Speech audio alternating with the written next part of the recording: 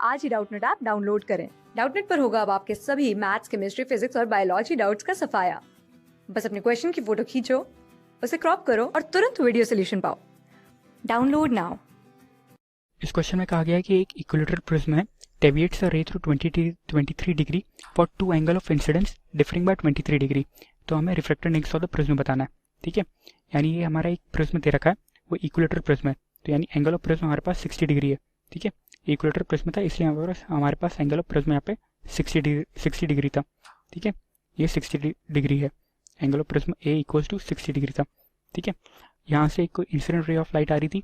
ठीक है, क्योंकि रेड से डेंसर मीडियम पे आ रही थी वो, तो बेंड्स टुवर्ड्स द नॉर्मल हुई है। ठीक है, वो बेंड्स टुवर्ड्स द नॉर्मल होके गई थोड़ी सी, यहाँ पे इस सरफेस पे टकराई। अब इस सरफेस वो डेंसर से रेड मीडियम पे जा रही है, तो यहाँ पे वो bends away from the normal हुई होगी। ठीक है, तो ये हमारा एंगल ऑफ इंसिडेंस I1 है, ये हमारा रिफ्लेक्शन R1 है, ये हमारे पास रिफ्लेक्शन एंगल R2 है और ये एंगल ऑफ इमर्जेंट E है। ठीक है, इस क्वेश्चन में क्या रखा है कि हमें टू एंगल ऑफ इंसिडेंस के कारण प्रिज्म 23 डिग्री से डेविएट हो रही होगी।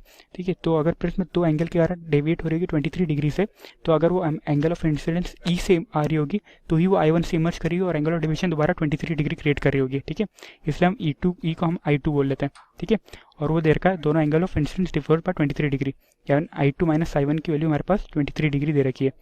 ठीक है, और हमारे पास दे रखा है डेविएशन था 23 डिग्री, डेविएशन है प्रिज्म का 23 डिग्री। हम जानते हैं एंगल ऑफ डेविएशन क्या होता है, एंगल ऑफ डेविएशन होता है I प्लस E माइनस से होता है। ठीक है, इसकी वैल्यू हमारे पास दे रखी है 23 डिग्री। E यहाँ पे हमारा I2 था, तो ये चल रहा होगा I1 plus I2 minus 60 equals to 23 degree दे रखा है। तो हमारे पास I1 प्लस I2 की वैल्यू आ जाएगी 83। I1 प्लस I2 की वैल्यू हमारे यहाँ से आ जाएगी 83 डिग्री। ठीक है, तो हम इन दोनों इक्वेशन को सॉल्व कर लेते हैं। I2 माइनस I1 हमारे पास 23 था और I1 प्लस I2 हमारे पास 83 था। ठीक है, तो इन दोनों इक्वेशन को सॉल्व करेंगे तो हमारे पास आ रहा होगा 2 टाइम्स ऑफ I2 की वैल्यू आ रही होगी 106। ठीक है, यानी I2 की वैल्यू हमारे पास आ रही होगी यहाँ से 53 डिग्री। ठीक है, तो उस हिसाब से I1 की वैल्यू यहाँ पर रखेंगे तो I1 की वैल्यू हमारे पास आ जाएगी 30 डिग्री। ठीक है, तो हम स्नेल्स लॉ लगाते हैं इस रिफ्लेक्टिंग सर्फेस पे, इस वाली रिफ्लेक्टिंग सर्फेस पे हम सबसे पहले स्नेल्स लॉ लगाते हैं। इस रिफ्लेक्टिंग सर्फेस पे स्नेल्स लॉ लगाते हैं। तो स्नेल्स लॉ क्या कहता है, स्नेल्स लॉ कहता है कि mu equals to sine I upon में साइन R होता है। ठीक है, यानी साइन I1 अपॉन में साइन R1 चल रहा होगा। ठीक है, ये वैल्यू आ रही होगी, तो यहाँ से साइन I1 की वैल्यू हमारे पास 30 डिग्री दे रखा था, यानी साइन 30 अपॉन में साइन R1 चल रहा होगा, साइन 30 अपॉन में साइन R1।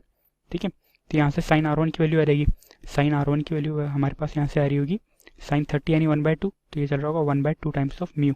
ठीक है, इसको हम फर्स्ट इक्वेशन बोल देते हैं। अब इस केस में अब यहाँ पे हम स्नेल्स लॉ लगाते हैं, तो इस केस में क्या वो डेंसर से रेयर मीडियम पे जा रही है, यानी 1/μ इक्वल्स टू हमारे पास चल रहा होगा साइन ऑफ R2 अपॉन में साइन E चल रहा होगा। ठीक है, 1/μ की वैल्यू चल रही होगी साइन R2 अपॉन में साइन E चल रहा होगा। ठीक है, तो साइन R2 होगा और साइन E हमारा साइन I2 चल रहा होगा। साइन I2 की वैल्यू थी साइन 53, तो ये साइन I2 अपॉन में साइन 53 चल रहा होगा। ठीक है, साइन 53 डिग्री की वैल्यू थी 4/5, तो ये 4/5 होगा, यानी 5/4 टाइम्स ऑफ साइन R2 चल रहा होगा। ठीक है, तो हम यहाँ से साइन R2 की वैल्यू निकाल लेते हैं। तो साइन R2 की वैल्यू हमारे पास यहाँ से आ जाएगी, साइन R2 की वैल्यू आ रही होगी 4/5μ। ठीक है, ये हमारी सेकंड इक्वेशन हो गई। ठीक है, और हमारे पास ये भी है R1 plus R2 equals to A होता है, यानी R1 प्लस R2 की वैल्यू 60 डिग्री थी, तो हमारे पास यहाँ से R2 की वैल्यू आ रही होगी, R2 की वैल्यू आ रही होगी 60 माइनस R1। ठीक है, तो हम यहाँ पे उसको पुट कर देते हैं, तो ये चल रहा होगा sine of 60 minus R1 equals to 4/5μ। ठीक है, तो हम क्या करते हैं, ये थर्ड इक्वेशन हो गई, तो हम फर्स्ट इक्वेशन को थर्ड इक्वेशन से डिवाइड कर देते हैं, फर्स्ट डिवाइड बाय थर्ड कर देते हैं, तो ये हमारे पास चल रहा होगा साइन R1 अपॉन में साइन ऑफ 60 माइनस R1। ठीक है, साइन R1 अपॉन में साइन ऑफ 60 माइनस R1, इसकी वैल्यू हमारे पास चल रही होगी 1/2μ डिवाइड बाय 4/5μ, यानी इंटू में 5μ/4 चल रहा होगा। ठीक है, ये म्यू से म्यू कट जाएगा, तो इसकी वैल्यू आ रही होगी 5/8। ठीक है, यानी बन रहा होगा 8 times of sine R1, 8 times of sine R1 equals to 5 times of sine 60 minus R1। Sine A minus B क्या होता है, sine A cos B minus cos A sine B, sine A cos B minus cos A sine B, ये होता है हमारे पास sine A minus B। ठीक है, तो अब यहाँ पे वैल्यू डालते हैं।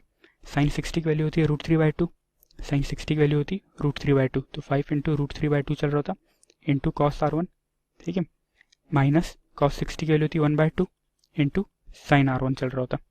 ठीक है, और यहाँ पे चल रहा था 8 टाइम्स ऑफ साइन R1, ये होता 8 टाइम्स ऑफ साइन R1। ठीक है। तो हम ये 2 यहाँ पे इस तरफ भेज देते हैं, तो ये बन जाएगा 16 टाइम्स ऑफ साइन R1, और इधर हमारा चल रहा होता 5√3 cos R1, 5√3 cos R1, ठीक है, माइनस 5 साइन R1, ये चल रहा होता, ठीक है। तो यहाँ से हमारे पास इसकी वैल्यू आ रही थी 21 sine R1, 21 times of sine R1 equals to 5√3 cos R1, equals to 5√3 cos R1, ठीक है। तो यहाँ से हमारे पास 10 R1 की वैल्यू आ रही थी, 10 R1 की हमारे पास वैल्यू आ रही होती 5√3 अपॉन में 21, ठीक है। ये 10 R1 की वैल्यू आ गई 5√3 अपॉन में 21, यानी एक ऐसा कोई ट्राइंगल बन रहा होता जिसका हमारे पास पी था 5√3 और बेस था 21, ठीक है। और ये तो हम इसका हाइपोटेन्यूस निकालते, तो हाइपोटेन्यूस की वैल्यू आ रही थी स्क्वायर रूट ऑफ 516, ठीक है, यानी साइन R1 की वैल्यू आ गई हमारे पास। तो साइन R1 की वैल्यू हमारे पास आ रही थी 5√3 अपॉन में स्क्वायर रूट ऑफ 516, ठीक है। तो अब हमारा रिफ्रैक्टिव इंडेक्स म्यू का फॉर्मूला था, यहाँ पे आप देख सकते हैं इक्वेशन 1 में हमारे पास म्यू की वैल्यू निकाली थी हमने, ठीक है। तो म्यू की वैल्यू क्या आ रही थी, उसकी आ रही थी sign R1 equals to 1/2 mu, ठीक है। तो हम इस इक्वेशन का यूज़ करते हैं, ठीक है। साइन R1 यानी 5√3 अपॉन में square root of 516 equals to 1/2 mu, ठीक है, ये चल रहा होता। तो हम इसको सॉल्व करते हैं, तो म्यू की वैल्यू आ रही थी हमारे पास 10√3 अपॉन में स्क्वायर रूट ऑफ 516, ठीक है, 10√3 अपॉन में स्क्वायर रूट ऑफ 516। तो इसको हम सॉल्व करेंगे, तो म्यू की वैल्यू आ जाएगी स्क्वायर रूट ऑफ 43 अपॉन में 5, ठीक है। तो ये हमारे पास रिफ्रैक्टिव इंडेक्स ऑफ प्रिज्म था, जो हमसे क्वेश्चन पूछा गया था। क्वेश्चन पूछा था हमसे रिफ्रैक्टिव इंडेक्स ऑफ प्रिज्म, तो इसकी वैल्यू आ रही है स्क्वायर रूट ऑफ 43 अपॉन में 5, ठीक है। Thank you. क्लास 6 से 12 से लेके नीट, IIT, JEE मेंस और एडवांस के लेवल तक 10 मिलियन से ज्यादा स्टूडेंट्स का भरोसा। आज ही डाउनलोड करें डाउटनेट ऐप या व्हाट्सएप कीजिए अपने डाउट्स 8400 400 400 पर।